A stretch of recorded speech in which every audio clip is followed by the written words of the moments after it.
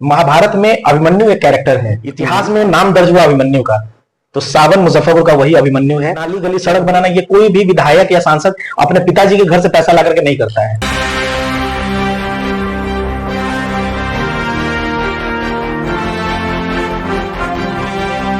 अपराध नियंत्रण जो है वो। नमस्कार, मैं लोकेश पुष्कर और आप इस वक्त देखना शुरू कर चुके हैं बिहार दस्तक की प्रस्तुति संवाद का यह दूसरा अध्याय है। और आज जो हमारे साथ अतिथि के तौर पर मौजूद हैं, मैं उनका सबसे पहले स्वागत करना चाहूँगा। सावन पांडे जी मुजफ्फरपुर से आगे आने वाली चुनाव के लिए तैयारी कर रहे हैं और संभावित उम्मीदवार हैं। उम्मीदवार होने के साथ साथ इनकी जो अपनी छवि है वो सामाजिक रही है। वो काफ़ी दिनों से समाज सेवा के क्षेत्र में भी तत्पर दिखते हैं। इसके अलावा वो व्यवसाय भी करते हैं। सावन पांडे जी, सबसे पहले तो बिहार दस्तक पर आपका स्वागत है। बहुत बहुत धन्यवाद लोकेश जी, और आपको और आपके सारे व्यूअर्स को मेरा सादर प्रणाम, मूल माटी प्रणाम। सावन जी, पूछने को तो आज को बहुत कुछ पूछना है, पर जो पहला सवाल मेरे मन में है, चुनाव आ रहा है, चुनाव की आपकी तैयारी चल रही है, मुजफ्फरपुर ही क्यों या विधानसभा चुनाव ही क्यों? ऐसे तो आप पहले भी चुनाव को लेकर तत्परता दिखाते रहे हैं। आरक्षित हो जाने के कारण पिछले बार आप मेयर पद नहीं लड़ पाए थे, मगर मुजफ्फरपुर ही बार बार क्यों, ये जानना चाहूँगा। देखिए, मुजफ्फरपुर मेरा पैतृक स्थल है, और ये लड़ाई जो है इस बार 2025 की, ये पुरखों के सम्मान की लड़ाई है। 35-40 वर्षों से मुजफ्फरपुर का कोई भी युवा मुजफ्फरपुर का प्रतिनिधित्व तो नहीं कर पाया है, और ये लड़ाई मूल माटी की है। और अभी तक हमारे मुजफ्फरपुर शहर का प्रतिनिधित्व कोई ना कोई बाहरी जिला का आया हुआ नेता ही करता आया है। तो ये बड़ा दुखद रहा है, और वो सारे बाहरी जिले के नेता हमेशा फेल्योर रहे हैं। मुजफ्फरपुर हमेशा उनको वोट देकर के ठगा महसूस करता है, लूटा महसूस करता है, बर्बाद महसूस करता है। तो इस जो चीज़ है, इसको ख़त्म करना है, और मुजफ्फरपुर का बेटा ही मुजफ्फरपुर का नेता हो, ये लड़ाई हमारी है। और ये चूँकि हमारा जो घर है मधुबनी पंचायत के अंतर्गत मैदापुर चौबे आता है, ये मूल रूप से नगर विधानसभा क्षेत्र के अंतर्गत ही है। तो पहले हम अपना घर संवारेंगे, उसके बाद बिहार संवारने की बात करेंगे। चलिए ठीक है, मगर इन तमाम चीज़ों को देखते हुए अगर आपसे ये जानने का प्रयास किया जाए कि ठीक है, समस्याएं अनेक हैं, आप उनके लिए, उस सब समस्याओं के लिए आप प्रयास कर रहे हैं। मुजफ्फरपुर की राजनीति इतनी आसान तो नहीं है कि आप इसको भेद पाएंगे, आपका उम्र नहीं है। लोग बोलते हैं अभी तो आप बच्चे हैं। तो क्या इस तमाम प्रकार के जो अलग अलग प्रकार के जो लोग हैं, प्रजाति हैं, अनेकों जनप्रतिनिधि हैं, इन तमाम लोगों के बीच में उन सब चीज़ों को भेद कर वहाँ पहुँचना आसान लगता है? देखिए लोकेश जी, आपके व्यूअर्स भी महाभारत देखे होंगे या महाभारत को पढ़े होंगे। आप भी महाभारत देखते हैं, महाभारत पढ़ते हैं। महाभारत में अभिमन्यु एक कैरेक्टर है, और अभिमन्यु को चक्रव्यूह में जब घेरा गया था तो घेरने वालों का जिक्र आज भी नहीं होता है। इतिहास में नाम दर्ज हुआ अभिमन्यु का। तो सावन मुजफ्फरपुर का वही अभिमन्यु है। चक्रव्यूह भले है घेरा लगा हुआ है, लेकिन ये अभिमन्यु इस बार इस चक्रव्यूह को भेदेगा, क्योंकि ये अभिमन्यु सावन के रूप में है। और सावन बाबा गरीबनाथ की धरती पे है। और सावन जब महादेव को प्यारा है, तो महादेव जब साथ खड़े हैं, महादेव ही लेकर के आए हैं, तो इस चक्रव्यूह को भेदेंगे, और इस बार महाभारत मुजफ्फरपुर का हम लोग जीतेंगे। मुजफ्फरपुर में क्या क्या बदलाव चाहते हैं आप? ऐसा क्या चाहते हैं कि नहीं, अगर आपको मौका दिया जाए, जनता आपको चुन लेती है, तो प्राथमिकताओं के साथ आप किन चीज़ों पर काम करेंगे? देखिए, नाली गली सड़क की बात सारे लीडर्स करते हैं, जो भी पूर्व से आते रहे हैं या जो भविष्य में आने का दम भर रहे हैं। नाली गली सड़क बनाना ये कोई भी विधायक या सांसद अपने पिताजी के घर से पैसा ला करके नहीं करता है। ये हमारा तो मौलिक कर्तव्य है विधायक बनने के बाद कि नाली गली सड़क को चमकाएं। मेरी प्राथमिकता में है मुजफ्फरपुर के युवाओं को मुजफ्फरपुर में ही रोजगार दिया जाए। मुजफ्फरपुर के जो भी युवा हैं, जो मुजफ्फरपुर में ही रहना चाहते हैं, उनकी योग्यता यही है कि हम मुजफ्फरपुर में रह करके काम करें, तो उनको रोजगार मुजफ्फरपुर शहर में ही दिया जाए, नगर में ही दिया जाए। और ये पूरी व्यवस्था हमारे पुरखों ने किया है। हमारे पुरखों ने, मतलब कहने का मतलब सावन पांडे जिस खानदान से आता है उस खानदान के लोगों ने नहीं, जो भी लोग मुजफ्फरपुर के शहर में के धरती पे पैदा हुए और मुजफ्फरपुर को कुछ ना कुछ दिया है, वो सभी हमारे पुरखे हैं। चाहे वो शहीद खुदीराम बोस हो, आपके शहीद आपके प्रफुल्ल चंद चाकी हो, चाहे आपका शहीद जुब्बा सहनी हो, या दिनकर आए हों यहाँ पे। दिनकर ने मुजफ्फरपुर को अपना योगदान दिया, मुजफ्फरपुर के एलएस कॉलेज में रह करके प्राचार्य के रूप में पढ़ाया, तो वो भी हमारे पुरखे हैं। मतलब ध्वजा प्रसाद शाही भी हमारे पुरखे हैं। तो जो भी लोग मुजफ्फरपुर को कुछ दिए हैं और मुजफ्फरपुर के लोग उससे लाभान्वित हैं, तो वो हमारे पुरखे और हमारे पुरखों ने मुजफ्फरपुर को बहुत कुछ दिया है। बेला इंडस्ट्रियल एरिया के रूप में हमारे पास एक बड़ा हब पड़ा हुआ है, उसमें 87 ऐसे बड़े उद्योग है जिसको चुनाव जीतने के साथ 6 महीने से साल भर में चालू किया जा सकता है एक विधायक के द्वारा पहल करने पे। तो आप जानते हैं इकोनॉमिक्स की भाषा में कि जो भी बड़े उद्योग होते हैं उसमें 500 या 500 से अधिक लोग कार्यरत होते हैं। जो भी लोग मुझे सुन रहे होंगे, इकोनॉमिक्स के जो भी जानकार होंगे वो बोलेंगे जिसमें 500 या 500 से अधिक लोग कार्यरत होते हैं, वो इंडस्ट्री बड़े उद्योग के रूप में आती है। तो मुजफ्फरपुर में 87 ऐसे बड़े उद्योग बंद पड़े हुए हैं। तो 87 को अगर हम 90 मान लें तो 5 9 45,000 लड़के तो ऐसे ही रोजगाररत हो जाएंगे। तो और मुजफ्फरपुर की इकोनॉमिक्स को ऐसे ही हम लोग मजबूत करेंगे, इकोनॉमी को मजबूत कर देंगे। और भारत की इकोनॉमी ये कहती है कि 5 परिवार के 5 सदस्य एक रोजगाररत लोग पे डिपेंडेंट होते हैं दाल रोटी के लिए। तो अगर 45,000 लोगों पे 5 लोग अगर डिपेंडेंट है तो लगभग 2.25 लाख 2.5 लाख लोग डिपेंडेंट हो जाएंगे। तो 2.25 लाख 2.5 लाख लोगों का रोजी रोटी चलने लगेगा मुजफ्फरपुर से, तो 3.5 लाख तो वोटवे हैं मुजफ्फरपुर नगर विधानसभा क्षेत्र में। तो सोचिए कितना बड़ा तबका मुजफ्फरपुर में रोजगाररत हो जाएगा और दाल रोटी अच्छे से उनका चलने लगेगा, भरण पोषण होने लगेगा। पवन और लिच्छवी एक्सप्रेस के लैट्रिन के सीट पर उनको सो के नहीं जाना पड़ेगा। मतलब आपने पलायन रोकने की जो प्लानिंग है वो कर रखी है, आपने कैसे होगा लगभग तो आपने समझा ही दिया। मगर ये पूछना चाहता हूँ कि इसके पहले जो जनप्रतिनिधि रहे हैं, मैं रिसेंटली जो अभी लोग हैं उनकी जिक्र कर दूँ। विजेंद्र चौधरी अभी विधायक हैं, उनसे पहले सुरेश शर्मा वो मंत्री थे यहाँ पे। क्या उन लोगों ने कभी कोई पहल नहीं की इस क्षेत्र में, या ऐसा भी है कि उन लोगों ने कोशिश की हो, रास्ता आसान नहीं हो, अभी आपको वह चीज़ें आसान दिख रही हो? ऐसा ना हो कि जब आप वहाँ जाएं तो लोगों की जो उम्मीदें हैं आपसे, वहाँ जाने के बाद आप भी कह दें कि नहीं ये तो बड़ा मुश्किल है, हो नहीं पाएगा। कुछ उसके लिए आपने सोचा है? नहीं लोकेश जी, इन लोगों की इच्छा शक्ति नहीं रही है। इन लोगों की इच्छा शक्ति सिर्फ इतनी ही रही है कि हम अपने सोफा को मजबूत करें, हम सत्तू की फैक्ट्री ज़्यादा बैठा लें, मसाले की फैक्ट्री ज़्यादा बैठा लें, शोरूम ज़्यादा खोल लें, प्लॉटिंग में पैसा लगा दे, ब्याज पे पैसा लगा दे, उनको फंसा दे, उनको मरवा दे। बस इनकी इच्छा शक्ति इतनी ही रही है। इनकी इच्छा शक्ति अगर होती मुजफ्फरपुर को चमकाने की तो बहुत सारा उदाहरण पड़ा हुआ है इस पूरे हिंदुस्तान में। विधायक आप ऐसे विधायक का नाम मैं बताऊंगा जो विधायक राजस्थान में है और उसका नाम मुजफ्फरपुर के लड़के जान रहे हैं। जो विधायक उत्तर प्रदेश में है उसका नाम मुजफ्फरपुर के लड़के जान रहे हैं। जो विधायक पश्चिम बंगाल में है उसका नाम मुजफ्फरपुर के लड़के जान रहे हैं। तो वो तो काम कर रहे हैं कहीं ना कहीं। मुजफ्फरपुर में नगर विधानसभा क्षेत्र के जो भी लोग विधायक बने उनकी इच्छा शक्ति ही नहीं रही है। उनके पास भोज खाने से और उद्घाटन करने से उनके पास कोई फुर्सत ही नहीं रहा। विजनरी लीडर हम लोग आज तक नहीं चुन पाए हैं। और मैं फिर कहूँगा कि मूल माटी के नहीं होने के कारण, चूंकि आपका बेटा ही आपके घर को चमका सकता है, पड़ोसी का बेटा आपके घर को कभी नहीं चमकाएगा। और मैं उन लोगों से तो हमेशा निवेदन करता हूँ कि आपके पुरखे जिस मिट्टी में पैदा हुए हैं, आप पहले उस जमीन को चमका करके आइए, फिर मुजफ्फरपुर को चमकाने का सोचिएगा। तो अपने पुरखों के सम्मान में अपनी मिट्टी को चमकाइए, अपने ज़मीन को चमकाइए, उसके बाद मुजफ्फरपुर को चमकाइए। मुजफ्फरपुर हमारा था, हमारा है। हमने मुजफ्फरपुर आपको 35-40 साल रेंट पे दिया, आप सही किराएदार साबित नहीं हो पाए, तो आप मुजफ्फरपुर को खाली कीजिए। मुजफ्फरपुर का एक युवा वर्ग जो हो सकता है इस बार वोटर हो या आने वाले कुछ साल में वोटर्स हो जाएं, उन तमाम युवा वर्ग के लिए या बच्चों के लिए यहाँ पे कोई पार्क नहीं है, कोई बढ़िया प्लेग्राउंड नहीं है, लोग टहलने के लिए सड़कों पर निकलते हैं। आपको क्या इन सब चीज़ों की कमी लगती है यहाँ पे? देखिए, आप भी इस एक चीज़ के साक्षी हैं। ऑफ कैमरा हम लोग एक काम कर रहे थे पीपीपी मोड पे जुबा सैनी पार्क को लेकर के डेवलप करने का और उसको एक बड़े पार्क के रूप में लाने का। उसकी पूरी नापी हम लोगों ने करवाई थी, पूरा बजट बनाया था, पूरा उसका सीट बना करके डेवलपमेंट सीट दिया था हम लोगों ने।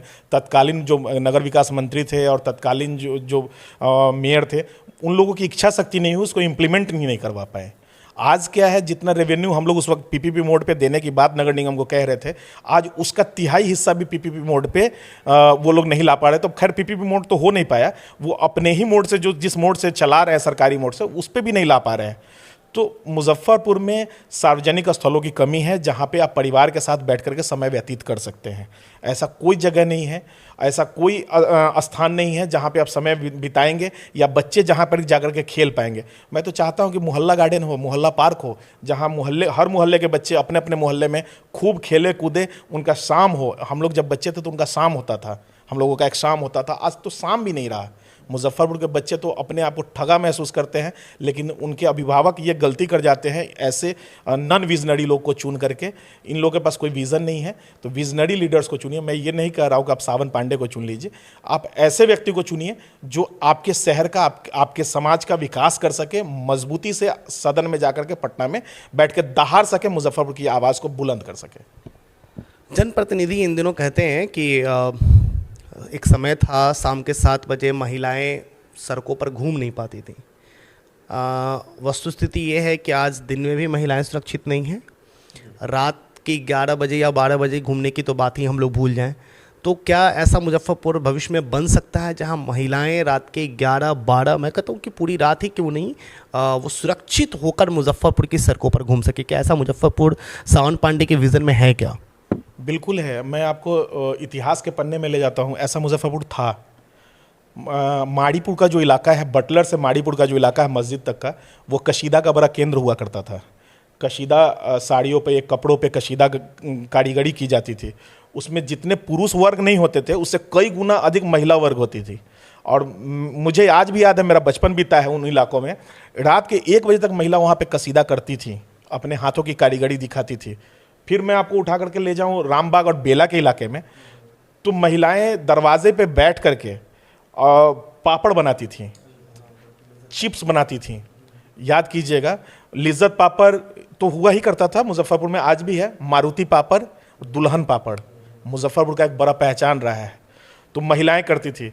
मैं आपको एक और जानकारी दे दूं, लीची का तो बड़ा केंद्र हमारा है ही, मुजफ्फरपुर की पहचान ही लीची है, लेकिन शहद भी मुजफ्फरपुर की पहचान है।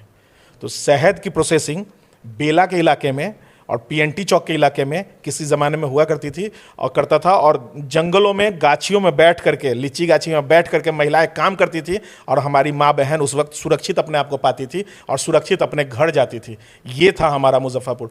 बाला साहब ठाकरे जैसे शख्सियत जो आज स्वर्गीय हो गए, मुजफ्फरपुर में आकर के कार्टून का ट्रेनिंग लेकर के गए। मानस और तमस 2 भाई हुआ करते थे, जो कि पूरे भारत को सिखाए कि कार्टून सीरीज कैसे बनता है, कार्टून कैसे बनता है, कार्टून से व्यंग कैसे होता है।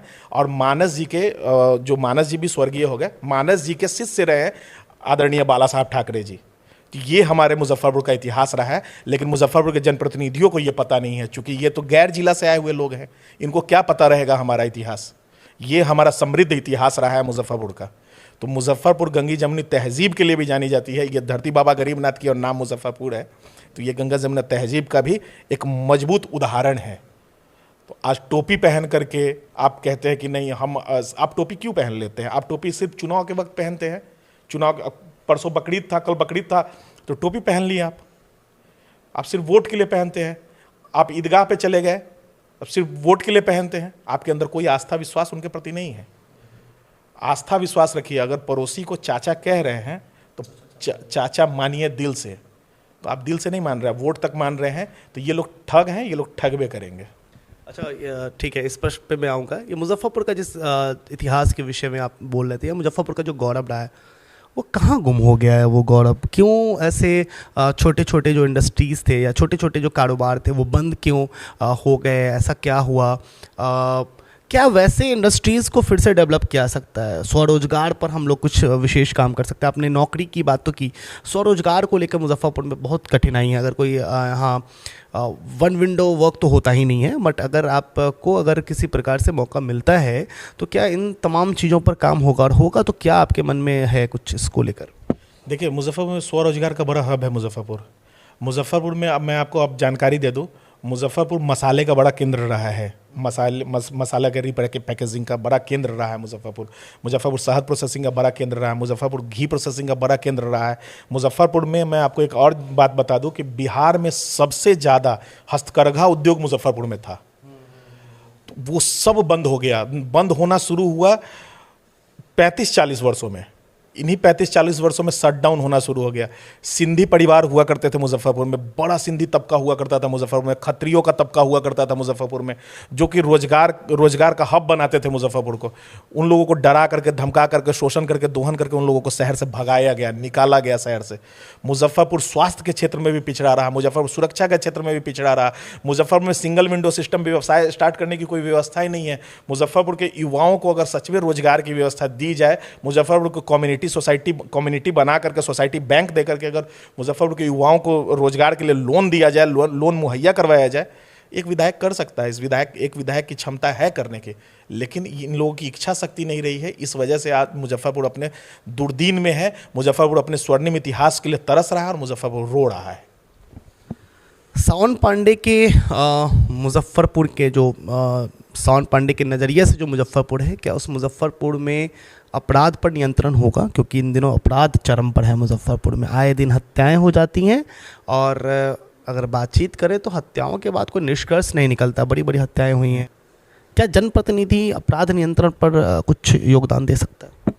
देखिए, पूर्व की जो भी हत्याएं हुई हैं वो प्रशासनिक कार्रवाई चल रही है और जनप्रतिनिधि जो भी हैं, अगर प्रशासन को टाइट करे, प्रशासन को समझाएं, दिशा निर्देश सही से दे, तो अपराध पे नियंत्रण हो सकता है। भविष्य में कोई भी अपराध ना हो, इन चीज़ों को सरकार को बताए जनप्रतिनिधि यहाँ से जाकर के, चूँकि सरकार के आँख कान नाक तो विधायक और सांसद ही होते हैं और आला अधिकारी होते हैं। तो आला अधिकारी तो चूँकि नौकरी करने आए हैं तो वो अपना नौकरी बचाएंगे, लेकिन जनप्रतिनिधि अगर उनको सही तरीके से निर्देश दे और सरकार को ये बताते रहे समय समय पे, तो इन चीज़ों पे कंट्रोल किया जा सकता है। ठीक है, इन तमाम पहलुओं पर तो बातचीत हुई। एक पहलू और है मुजफ्फरपुर के विषय में, अगर हम लोग बातचीत करते हैं तो जैसे लीची है या तमाम और भी कई पहचान है मुजफ्फरपुर के, उन चीज़ों को बढ़ाने के लिए चर्चाएं काफ़ी होती हैं, काफ़ी हद तक बातें आगे बढ़ जाती हैं। जब चुनाव आता है तो लगता है कि अच्छा लीची को लेकर ये प्रोसेसिंग यूनिट, ये वो दिस डैट सब कुछ हो जाता है, चीज़ें ज़मीनी स्तर पर नहीं आ पाती हैं। लीची के अलावा आपने बहुत सारी चीज़ें बताई, बहुत यकीन मानिए तो बहुत सारी चीज़ें मैं भी नहीं जानता था जो अभी आपने बताया। उन तमाम चीज़ों को लेकर रोज़गार भी अगर आपने बताया कि बढ़ेगा, अगर उन चीज़ों को लेकर पहल करने की आवश्यकता पड़ती है तो क्या उसके चुनाव के पहले आपके मन में ऐसा कुछ है कि कुछ ऐसा यूनिट को लेकर लोगों को सुझाव दे दिया जाए कि कुछ रोजगार शुरू हो जाए? देखिए, मेरे पास पूरा प्रोजेक्ट प्लान बना पड़ा है।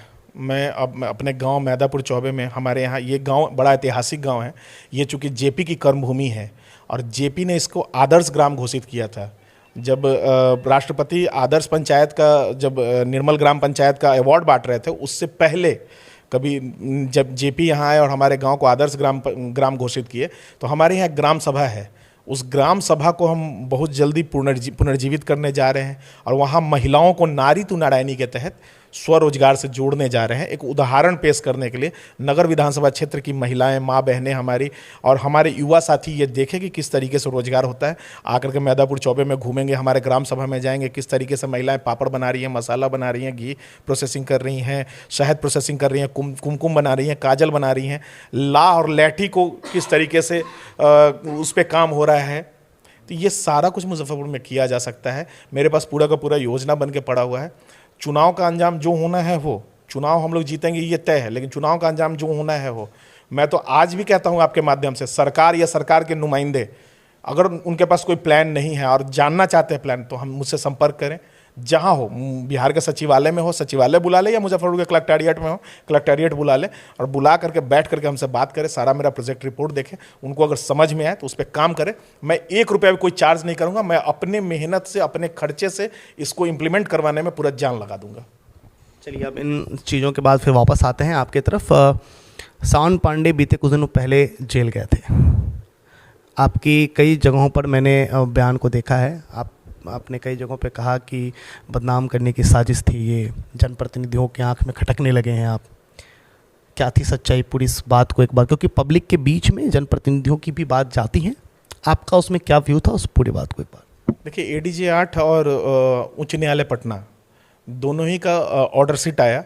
ऑर्डर शीट आपने भी अपने सोशल मीडिया साइट से शेयर किया था, उस पर बाज़ाब्ता अंडरलाइन भी आपने किया था। पूर्वाग्रह से प्रेरित बताया गया। चीज़ें जब कॉम्प्रोमाइज़ में थी, हाईकोर्ट जब कॉम्प्रोमाइज़ कर रहा था, तो उसमें आकर के प्रशासन के द्वारा आनन फानन में अरेस्ट कर लेना, और उच्च न्यायालय ये कहा कि ये पूर्वाग्रह से प्रेरित लग रहा है। उच्च न्यायालय ये कह रहा है और एडीजे 8 कह रहा है कि ये तो क्रिमिनल केस साहब बन नहीं रहा है, ये तो सिविल केस बन रहा है, तो इस पर सिविल एक्ट चलना चाहिए। लेकिन मतलब मैं किन नेताओं की आंख में इतना चुभने लगा, मैं उन्हीं नेताओं के आंख में चुभा होऊंगा जिनको मैं लगातार उनको कर्तव्य बोध करा रहा हूं कि आपका साहब ये सही कर्तव्य ये होना चाहिए, आप तो भ्रष्टाचार में लिप्त हैं। तो उन लोगों की आंखों में मैं चुभने लगा। तभी ना 4-5 थाना एक बार में आता है और आकर के अरेस्ट ऐसे करता है जैसे लगता है कि कोई आतंकवादी को उठा लिए हैं। और जो जेन्युइन घटनाएं हो रही हैं, तुर्की में जो विभत्स घटना हुई, जो कुढ़नी में जो महाविभत्स घटनाएं हुई, जो कुकर्म हुआ, उसमें आपसे अरेस्टिंग नहीं हो पा रही है। आप दारू सड़क पे कट रहा है और बिक रहा है, आप उसमें अरेस्टिंग नहीं कर पा रहे हैं। ड्राई नशे का केंद्र मुजफ्फरपुर बन गया, आप उसमें अरेस्टिंग नहीं कर पा रहे हैं। और जो आदमी जनसभा कर रहा है, दिव्यांगों का जनसभा कर रहा है, आपको दिव्यांगों से भी जलन है, तो वो तो शारीरिक रूप से दिव्यांग है, आप तो मानसिक रूप से दिव्यांग हो चुके हैं। और आपको दिव्यांग ना कहूँ, आप तो विकलांग हैं मानसिक रूप से। दिव्यांगों के लिए सावन पांडे कुछ करना चाह रहा है। इस जलन से आप क्या किए कि पहले से आप हमसे खाड़ खाए बैठे हैं, आप उसी दिन हमको उठवा दिए लेकर के प्रशासन से। लास्ट में क्या हुआ, मैजिस्ट्रेट मुझे बेल दे रहे थे, मैंने बेल नहीं लिया। मैंने मैजिस्ट्रेट को कहा कि साहब केस खत्म करके भेजिए। तो केस खत्म करने में चूंकि 2 दिन हॉलीडे था, तो बोला गया कि केस अभी खत्म नहीं हो सकता है, हॉलीडे के बाद होगा। तो ठीक है, जेल भेज दीजिए। हम जेल में भी गए तो क्या आए, तो 35 लोगों का बेल करवाए जो लोग झूठे केस में फंसे हुए थे। कई साथी मीडिया बंधु भी हैं, कई साथी लोगों को लग करके यहाँ पे आकर के बेल करवाए। तो जिम्मे हम तो वहाँ भी गए, तो वहाँ भी क्रांतिकारी रहे हैं, वहाँ भी काम उठाया लेकर के आए, यहाँ काम किए। तो कोई फर्क नहीं पड़ता, आप मुझे यहाँ रखिए कि वहाँ रखिए, कोई फर्क नहीं पड़ता। हम कहीं भी रहेंगे तो कामें करेंगे। जेल के अंदर रहने के बाद भी आप कि जो अंदर की जो क्रांति थी वो ख़त्म नहीं हुई। आप बाहर आने के बाद कई लोगों का आपने बेल कराया, सूचना हमले भी मिली थी।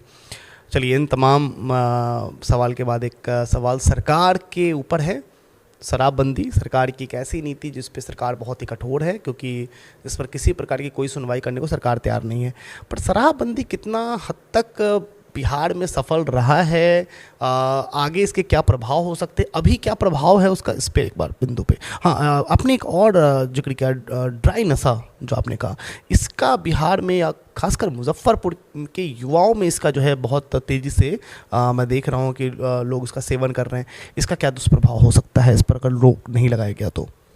देखिए, ड्राई नशा अगर नहीं रोक लगाया गया, शराब से तो एक व्यक्ति मरता है, ड्राई नशे से पूरा परिवार मरता है।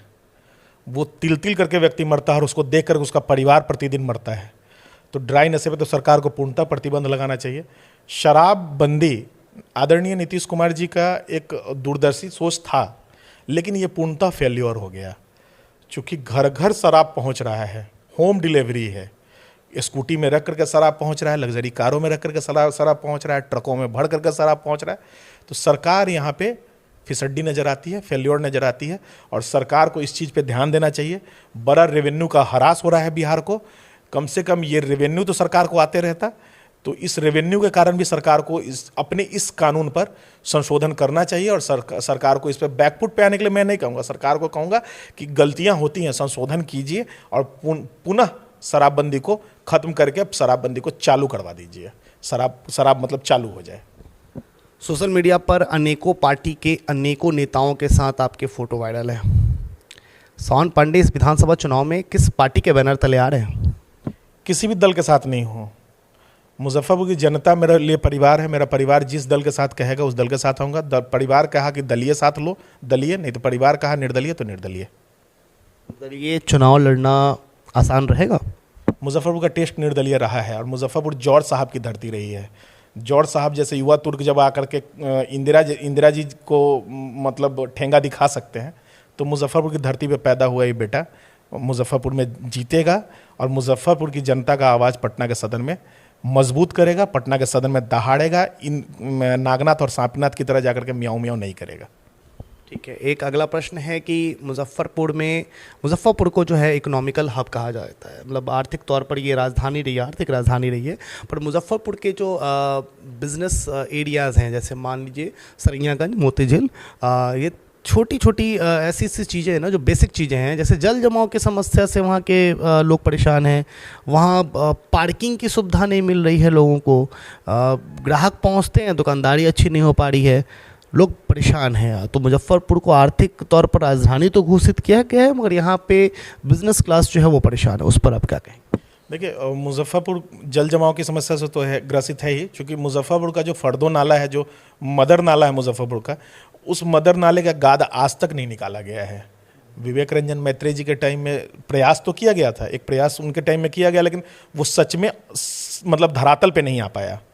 एक तो वहाँ समस्या है, उसका गाद निकलवाना, उसके डेप्थ को बढ़ाना, चूँकि उसकी चौड़ाई नहीं बढ़ सकती है, बहुत सारे जगह पे घर मोहल्ला डेवलप हो गया, घर बन गया, तो उसका डेप्थ बढ़ाया जा सकता है। जीरो लेवल मुजफ्फरपुर के सारे नालों को लाना, उस सारे का सील्ड तोड़वाना, सारे नालों को खुलवाना अच्छे से, और उसके बाद मुजफ्फरपुर के दुकानदारों को जो टैक्स मतलब उलूल जुलूल टैक्स जो निगम भी बांध करके रखा है, उन टैक्सों से मुक्ति के लिए एक विधायक के रूप में जा कर के पटना के सदन में, नगर विकास मंत्रालय में, माननीय मुख्यमंत्री के सामने, नगर विकास मंत्रालय के प्रधान सचिव के सामने एक मजबूत ठोस बात को रखना और अपनी बात को लीगली मनवा करके आने का काम हम करेंगे। अगर यहाँ के जो भी लोग विधायक अभी तक रहे हैं वो अपनी बातों को नहीं मनवा पाते हैं, वो तो यहाँ से गाड़ी में बैठते हैं सोए हुए और जाकर के सदन में भी सोए रहते हैं और सोए सोए मुजफ्फरपुर चले आते हैं।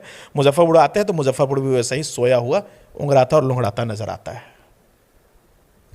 मुजफ्फरपुर के सदर अस्पताल में और SKMCH में मरीज लाचार नज़र आते हैं, उनके परिजन लाचार नज़र आते हैं, व्यवस्थाएं नहीं हैं और लोगों को बोल दिया जाता है बाद में कि आप PMCH चले जाइए। हालांकि इलाज तो वहाँ भी नहीं हो पाती है, पर वो मूल सुविधाएं यहाँ क्यों नहीं है? देखिए, आज तक 35-40 वर्षों में ध्यान ही नहीं दिया गया। मुजफ्फरपुर का सदर हॉस्पिटल फेल्योर है।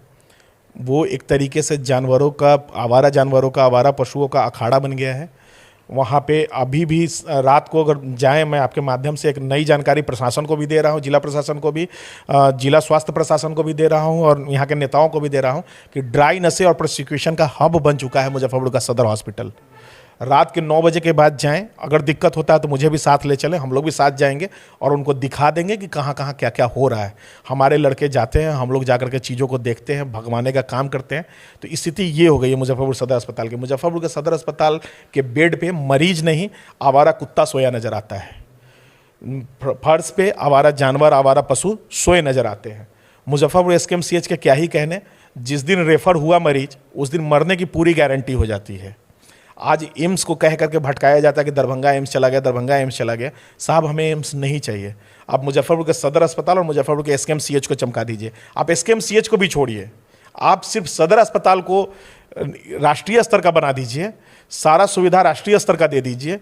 देखिए, कहीं कोई जाने की ज़रूरत नहीं है। एक वक्त में सिर्फ दिल्ली में एम्स हुआ करता था, मुजफ्फरपुर के लोग सदर अस्पताल में इलाज करवा कर जिंदा रहते थे कि नहीं रहते थे? वही सदर अस्पताल में लोग इलाज करवाते थे, वही CS होते थे जो मॉनिटर करते थे। तो वहीं पे सारे, उसी सदर अस्पताल में जब सारा कुछ हो जाता था, तो इन 35-40 सालों में किसकी नज़र लग गई मुजफ्फरपुर को? कौन वो ग्रहण लग गया मुजफ्फरपुर को कि ना मुजफ्फरपुर में स्वास्थ्य की व्यवस्था है, ना सुरक्षा की व्यवस्था है, ना नाली गली सड़क कुछ भी सही नहीं है। जहाँ माँ बहनें हमारी सुरक्षित नहीं है, हमारी छोटी बच्चियाँ जो 10-11 साल की हैं, आज कुकर्मी लोग उन पे भी गंदी नज़र डालता है, उनको भी मार देने का काम करता है। किसकी नज़र लगी मुजफ्फरपुर को? कोई क्यों नहीं बोलता है? 11 विधायकों का ये शहर है, क्यों नहीं कोई जाकर के सदन में आवाज उठाता है? एक तो कोई विधायक जाकर के सदन में टाइट से बोलता, मजबूती से अपनी आवाज को रखता। कुत्ते पर जब मुजफ्फरपुर के शहर के कोई जनप्रतिनिधि जाकर के बोलते हैं सदन में, तो सदन में उस जनप्रतिनिधि का मजाक बना दिया जाता है। MLC साहब का मजाक बना दिया गया। क्या बंशीधर ब्रिजवासी जी ने गलत कहा था? उन्होंने ठीक कहा था कि आवारा कुत्ते नोच खाते हैं। मेरे कई वीडियोस हैं जो मेरे सोशल मीडिया पे मौजूद हैं। प्रूफ के तौर पे एक छोटी बच्ची को हमारे गांव के पास ही नोच लिया पूरा सिर। आज वो बच्ची आंख से नहीं देख पाती है, ब्लाइंड हो गई। तो इस तरह की विभत्स घटनाएं हैं। इंसान तो इंसान, जानवर भी हमको परेशान किया हुआ है साहब। हम तो सड़क पे भागने लायक भी नहीं है। सड़कों पर इतने गड्ढे हैं कि हम सड़क के गड्ढे में गिर करके मुंह हाथ फोड़ ले, मर जाए। नालियों में हम गिर सकते हैं, मर जाएंगे। राम भरोसे। नर्क अगर कहीं होगा तो मुजफ्फरपुर को नर्क उसका रूप दे दिया गया है इन लोगों के द्वारा, जबकि ये धरती बाबा गरीबनाथ की है और यहाँ गरीब ही सुरक्षित नहीं है। मैं तो बार बार यही कहता हूँ, मुझे नहीं बनाइए विधायक, नहीं बनना है मुझे विधायक। आप अपना वोट अपने पास रखिए। आप जिस दल को और जिस दल के दलाल को वोट देते हैं आप उसी को दीजिए, लेकिन आप उससे ये कह करके दीजिए कि मेरे मुजफ्फरपुर को, जो कि धरती बाबा गरीबनाथ की है, बाबा की धरती बना दीजिए। आपके नज़रिए से मुजफ्फरपुर में एयरपोर्ट या अच्छी स्वास्थ्य सुविधाएं? एयरपोर्ट मत दीजिए साहब, अच्छी स्वास्थ्य सुविधा दे दीजिए। मैंने एयरपोर्ट के लिए बड़ा मेहनत किया है। मैंने अभी सोशल मीडिया पे डाला भी, पेपर का कटिंग भी डाला, मैंने जो आवेदन किया सब कुछ डाला। Muzaffarpur flying aviation training centre बन रहा है, ये क्लियर है।